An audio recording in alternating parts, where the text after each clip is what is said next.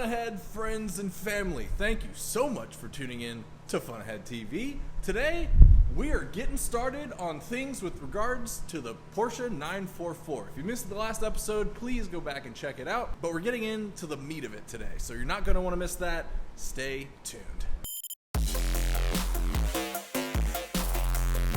Before we get super far into this video, I just want to take a quick moment to let you guys know that FunAhead TV officially has merch. That's right, your boys got merch. Squid's got jeans! We've got a really nice t-shirt and a really nice full zip hoodie available. Both have a small logo on the front and a big one on the back, but they're high quality garments. They come pre-washed, so there's no risk they'll ever shrink up on you. You can wear them for years to come. The hoodies are super durable. You can wear them in the house, in the shop, whatever you want to do. So if you're looking for a great way to support one of your favorite YouTubers and get some high quality clothing, head on over to FunAheadTV.com and get yourself some merch today. Thank you guys so much. Let's get back to the video. Alrighty, now, I'm not the one who's so far away when I feel the snake bite enter my veins. Like I mentioned, this is my 1986 Porsche 944. She needs things, right? But we haven't gone into any detail on that yet. In fact, I don't really even know all that it needs yet, because this right here is the very first time I've ever racked it, and that's all the higher that has been off the ground, at least in my shop.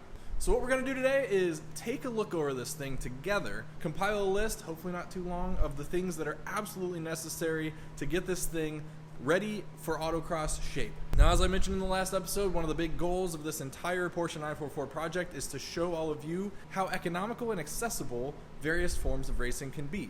Autocross basically being one of the cheapest forms, but that does not mean it's not a fun form. In fact, it's a very fun form of racing. So the entire goal of this was to buy a cheap car, do basically the bare minimum to it to get it up to snuff, and go race it and pit it against all of its closest competitors. It is a 38-year-old German car, so odds are it's going to need some stuff. So with that, let's go ahead, get this thing put up a little bit higher on the lift, and take a look at it.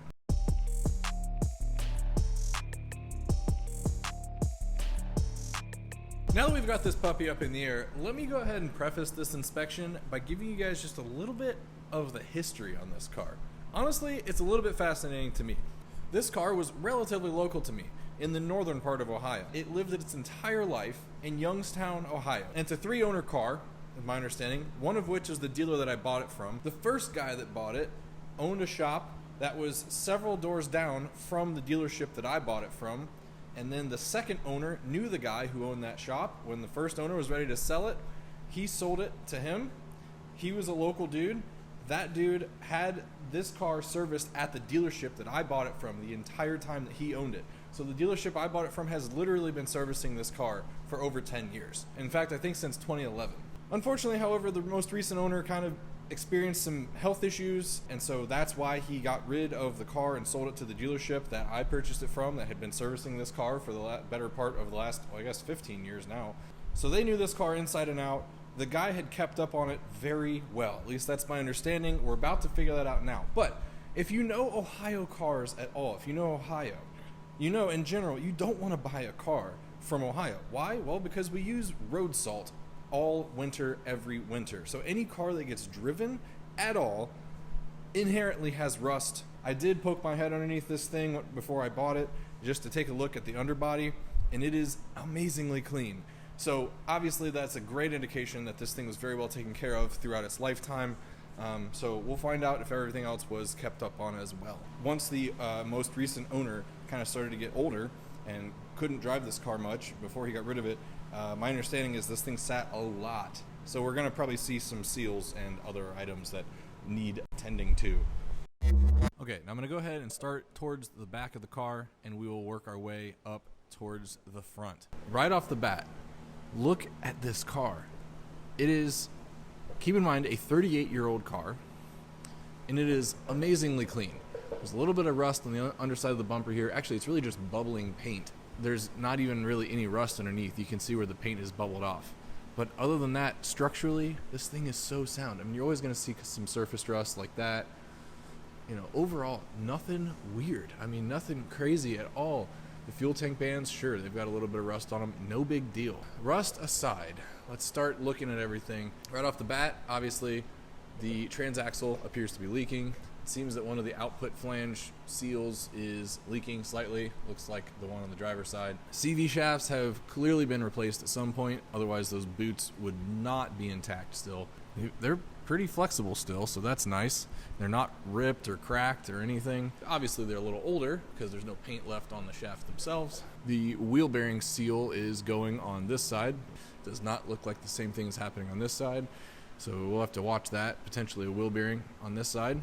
But suspension looks good. I mean, bushings, sure, they're older.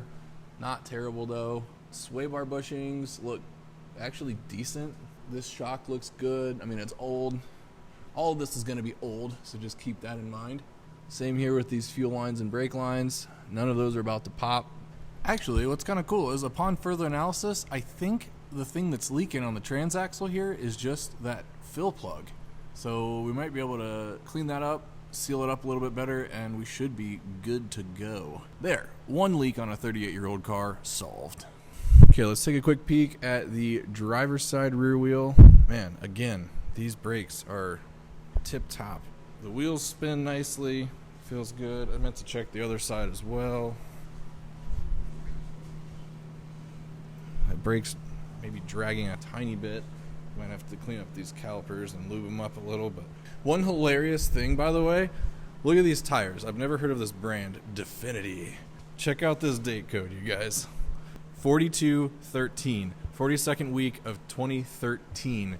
These tires are approaching 11 years old. So obviously they're date coded out. But what's crazy is when you look at them, they are not cracked up in the least. I don't see a single age crack on these anywhere. Presumably they were put on when they were newish, and if they've been on the car for 11 years, then this car really has not been driven much in the last decade. Alrighty, now moving up towards the front here. Clearly they at some point welded in a straight pipe going through the center here, but it seems to be sealed up nicely. I don't hear any exhaust leaks when I drive the cars. Again, the brake lines and fuel lines, you know, they've got some pitting and corrosion on the surface. Get pitted, so pitted like that. But overall, these things look really good. Brackets are rusted, but you'd expect to see that. It looks like there was kind of a janky patch made here at some point in time. I'm not sure if that's a fuel line. Yes, confirmed. That's a fuel line. Probably the return line. Pretend we didn't see it. All right, up under the engine now. It appears we have probably a rear main seal leak, which is why we're getting a little bit of oil film coating the underside of the oil pan here. Overall, I wouldn't say that's terrible. I mean, I'm not super concerned about it. If we were seeing drips along these fins, I would be a little more concerned about it, but you know, we're seeing just a little bit of oil film, not a big deal. If we end up popping the clutch someday, of course, we will go ahead and replace that rear main seal. And we'll just keep an eye on it in the meantime to make sure that it doesn't start getting any worse. Suspension on the right front, well, this strut has clearly been here a long time, but I mean, it looks decent. It's not puking oil, and there's no evidence that it's ever leaked its oil unless it did a long time ago. But honestly, the suspension in this car feels very tight. Like, it's incredible. I cannot believe how good it feels after all these years, and it's presumably original or at least been on the car a long time. Bushings for the sway bar, okay, again, they're kind of old, but not terrible. I mean, could they be replaced? Sure. Do they need to be? Not immediately, so it's all good. Lower ball joint looks good. Outer tie rod end, well, yeah, we got some cracking on that outer boot, but not a big deal. Look at that baby little tie rod end. We've got some kind of fluid here on this, around this sway bar bushing. Probably that's the power steering pump right there, so probably that's power steering fluid. I mean, it's not, you know, there's no active like drips when the car runs or anything, so I think for now we might just let that ride. I'm going to take off this undercover here in a second. It's a very 1980s undercover. I wish we still had undercovers like this, the ones that were just teeny tiny. Ooh, we got maybe a coolant leak right there. I see. Got some green fluids showing right there. The left front suspension looks the same way as the right front. Again, old strut, but not leaking or no evidence of it having been leaking. Control arms look good. Again, that bushing looks decent. Same with the one on the passenger side. Let's check these brakes. I don't know if you can see in there super well. Man, yeah, these pads are, again, brand new. There's so much life left in these. I don't know when these were done, but it's like they did them and then just parked the car. Wheel bearings feel good in the front. There's no play in them. No play in the outer tie rod end. I'm moving both wheels, by the way. If you're seeing the wheel move side to side, the whole rack is moving. Same with this side. Feels good. We may need to do a wheel bearing on this side. Feels like it's got a little bit of play in it. I don't love that. Alrighty, well, I just zip-zapped the old teeny tiny undercover off, and let's take a quick look at what we got going on here. I think I got to the bottom of our fluid leak situation here. As you can see, the oil filter is up there, and what I'm guessing is either that oil pressure sender right there is leaking, or just the oil filter itself from years of changing that oil. That oil filter is facing upside down, so inherently as you unscrew it, you're going to drip oil down onto everything underneath. I don't think it's power steering fluid like I had originally suspected. What's weird is, even though this all looks like wet, like when I touch this, like nothing really comes off on my finger. So this has obviously been here a while, is my point. What I might do though is just clean all this up really well with some brake clean and just see if any of it comes back, and then just kind of watch how the situation develops from there. Another thing, I know maybe some of you are looking at this going, hey, make sure that that's not power steering fluid, and it is not. I squeezed that boot really hard. Nothing came out. That is just, a continuation of all of these drips over here. Like I said, we'll clean it up really well and then just kind of monitor the situation and see how that goes. Moving on towards the front of the engine, good news is no front main seal leak, apparently. It all looks very dry up here. These belts have certainly seen better days. We'll be replacing both of these, and we're about to replace the timing belt and the balance shaft belt. That is like number one on the list of things to do. What's nice to see though is a vehicle this age has for sure had these belts replaced at some point in this thing's life, because there's no way these rubber belts are 38 years old. But you can see this says Porsche, which means that, they wanted to put the right parts on this thing, and they didn't just skimp out on the cheap stuff. Serpentine belt, or at least the AC/alternator belt, has certainly seen better days. If you can see that, look at all the cracking in that belt. That's going straight in the trash. Look at the underside of that thing. Look at the amount of cracks. I think that pretty much concludes the underside inspection of this. Overall, looks really good. I'm very pleasantly surprised to see just the condition of this car. Yeah, sure, we've got a couple fluid leaks here and there. The transaxle one, not concerned about. We're gonna fix that fill plug leak, no problem. We'll keep an eye on that oil filter leak or the pressure sender leak. Everything else though, dude, looks solid. I did have one other leak that I was a little concerned about, actually, now that I'm thinking of it. I don't know if I'm gonna be able to get you guys up there very well, but when you look at the bottom side of this, you can see the paint on the brake booster is completely gone, and you can see some evidence of brake fluid having been there. Actually, the paint being gone is evidence alone. If you don't know, brake fluid just strips paint the moment it touches paint. So I can't currently figure out exactly where that brake fluid leak is coming from, but what we will do to further diagnose that is go ahead and pressurize the entire brake system and see if we can't force a leak. And if we can't, well, then we can just call it good, but if we can, then great, we'll be able to find the leak and know exactly where it's coming from, hopefully. Okay, so that's going to conclude our inspection of the bottom side of this car. Let's go ahead and lower it and look at some things on the upper side of the engine. I'll talk about an issue that we'll need to resolve immediately before we do any amount of driving with this car. Okay, here we are back up on the top side of the car. So the one thing that is very, very concerning that we need to take care of is, well, let me get you guys in here. It's going to be hard to tell, but you can see a little bit of residue on the top side of this cover right here, right next to this spark plug wire. Basically, it appears that this injector right here for the frontmost cylinder is leaking. And so every time you start the car, well, you get a nice wash down of fuel going all across this cover here, and then once the engine actually warms up, you start smoking fuel off of this. So obviously that is very concerning and is a huge fire hazard. So given that fire hazard, I really have not driven this car at all, with the exception of just a very short test drive that I did. Obviously that's not ideal, and that is going to be the top priority item, because nothing else that we do to this car will matter if it ends up burning to the ground anyway. But one thing I would like to do in this episode yet is see if we can diagnose where that brake fluid leak is coming from. So I'm going to go ahead and grab my power bleeder we can apply some pressure to the system and then just see if we can therefore force any fluid out of wherever it could possibly be leaking. If it's the master cylinder itself, well, that it will be very bad news, because those are very hard to find and they're out of stock just about everywhere. If you can find them, they're extremely expensive, like $1,000 expensive. So please cross your fingers that we don't have to freaking put a master cylinder in this thing, because that would suck so bad. Okay, let's get to pumping it up. Sorry, I'll never say that again. All right, now I went ahead and hooked up my power bleeder to the reservoir. I put 1 bar of pressure into the system, which is a typical pressure for if you're going to bleed. For now, we just want to pressurize it to see if we have any leaks. So put 1 bar on the system to see if it holds. So far, it's certainly holding. I don't hear any weird hisses or anything. And when you look around, let me grab my light here. Look around and you can see that there is no fluid dripping anywhere. The stuff on the back of the booster here, this is old, so this is completely dry.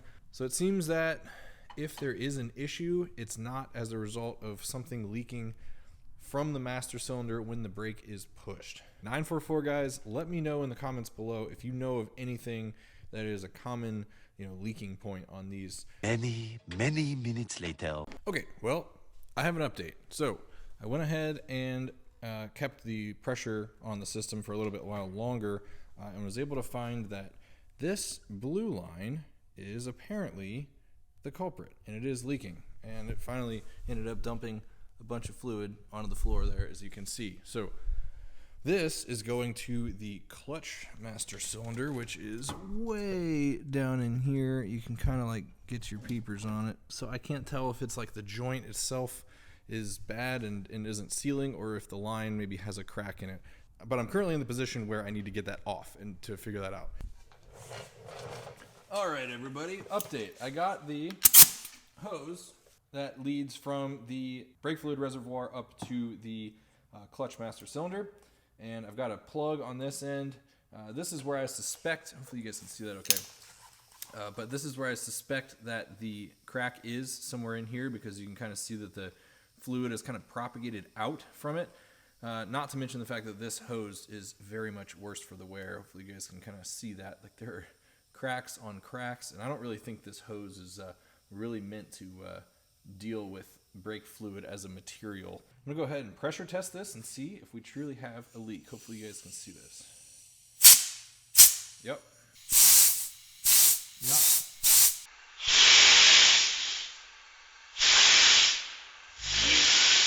Did you see how there was some brake fluid that just shot out of the middle of this hose? So yeah, that is for sure our culprit, which is very good news, because that means that we only have to replace a hose and not a clutch master cylinder. Look at us solving problems already, you guys. All right, update. I'm not sure which number update we're on now, but check it out.